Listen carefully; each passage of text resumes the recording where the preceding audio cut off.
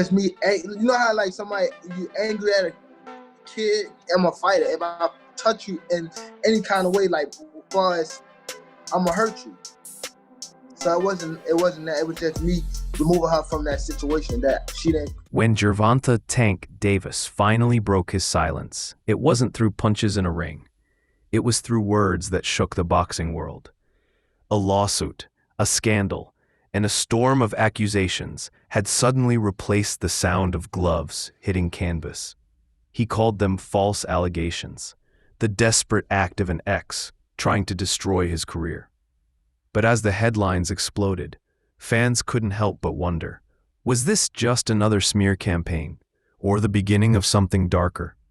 Don't blink, because what comes next will change everything. You got arrested. Is there any like positive, reassuring things that maybe you can, in a situation of a fighter who's, the whole world's against them at the moment, and kind of just stay prayed up, talk to God, you know what I mean, and keep the faith. That's all that counts, and God will see you through. Awesome, appreciate it. Yep. In a statement that felt more like a cry for help than a press release, Tank claimed a growing pattern. His exes, he said, were using desperate means to extort him every time a big fight drew near. It's all false, he insisted.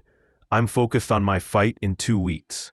But between the lines of that calm defense was something else. A man cornered by fame, haunted by timing, and clinging to privacy as his world started to unravel. But this was only round one, and the real battle hadn't even started. Just mad, and once I seen her, I grabbed her by her neck. I just told her, I grabbed her like I should, like you gotta get out of here, type thing. Like, and I probably was wrong for doing that. I was wrong for doing that, but it was so much of it, not me trying to hit her or. Behind the scenes, chaos brewed. Coach Calvin Ford told USA Today that Tank was doing great, but his eyes said otherwise.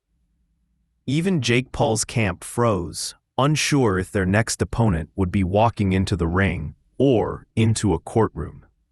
Most Valuable Promotions issued a polished statement promising an investigation and condemning any form of violence. It sounded professional, but everyone knew what it really meant. The damage control had begun, and when corporations start whispering, the truth is usually screaming.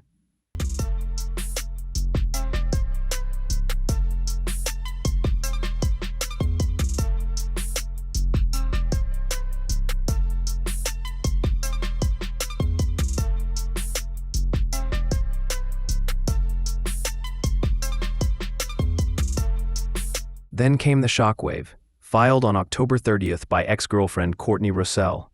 The lawsuit was more than just legal paperwork. It read like a nightmare. She accused Davis of battery, kidnapping, and emotional torture. The details were graphic: a nightclub called Tootsie's, a 4:15 a.m. confrontation, and a brutal assault through the club's kitchen and parking lot. She said he choked her, dragged her, beat her, and this wasn't the first time.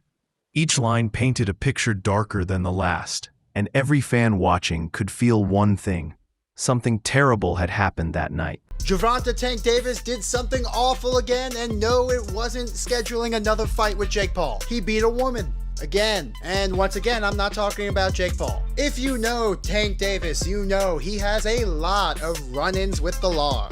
But this is actually a civil suit over a certain criminal case that was dropped earlier. The accusations didn't stop there. Russell claimed Davis had threatened her life twice, once for ignoring his calls, another after a jealous rage in a Miami restaurant. Text messages allegedly showed him writing, "I'll kill you." Hours before the October 27th attack, another text, "I'm on my way, Yoya house." She said she believed he was coming to hurt her again.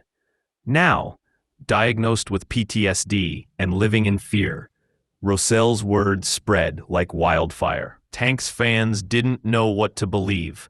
But one thing was certain: this wasn't just a scandal anymore. It was survival. And when survivors speak, the silence of others becomes deafening.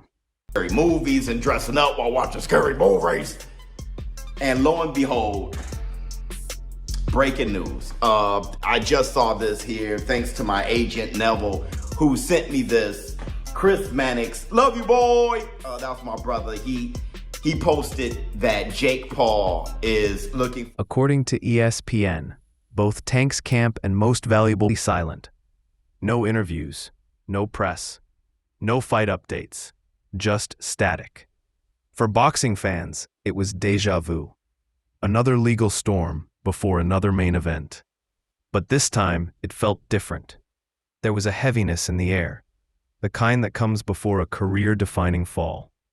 Everyone was waiting for one question to be answered. Will Tank Davis even make it to fight night? While everyone is innocent until proven guilty, this looks really bad for him. While all the details aren't out, we know the details from the original case, which was basically a shut case with a lot of evidence that he did it. That, along with his prior incidents, innocent until proven guilty, but yeah. You know, if you do something. Then Sports Illustrated's Chris Mannix dropped a bomb. Jake Paul's team was already looking for a replacement opponent for the November 14th card. A backup plan, just in case. He posted on X that Tank's legal issues had become a regular occurrence. Those words hit harder than any jab because they came from inside the industry. Behind the cameras, executives were panicking. In front of them, the fans were watching the fall of a champion play out in real time. But the most shocking twist, it wasn't who stepped away, it was who stepped forward. But from my understanding, it's a civil suit. It probably could turn into worse. A woman who is a waitress at a club.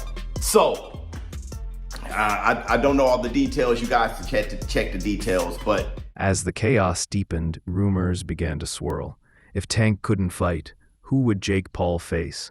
One name instantly shot to the top, Ryan Garcia. The same Ryan who had taunted the Paul brothers, who had his own demons and comebacks.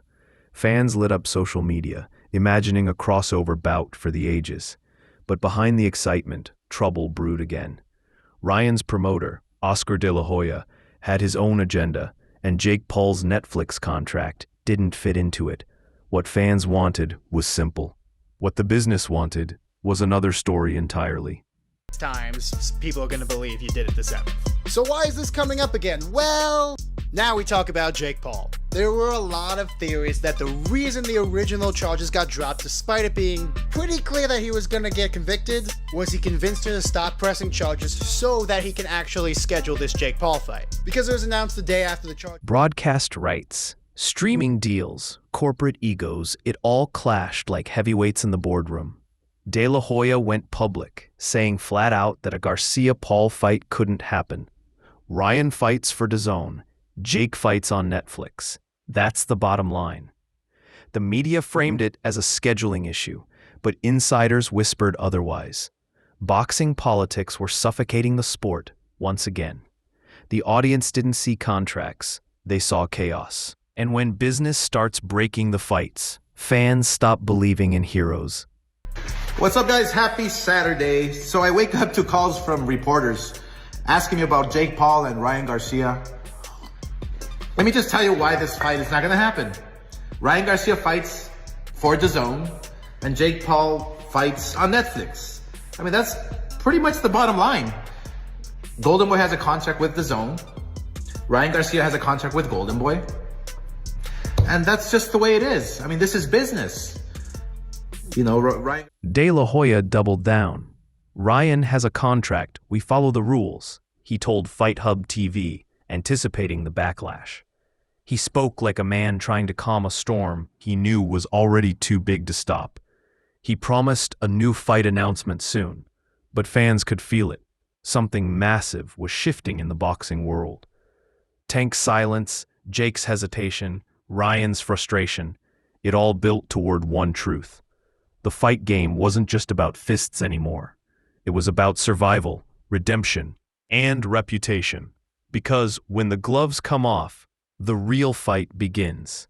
Follow for the next chapter, because the story isn't over yet.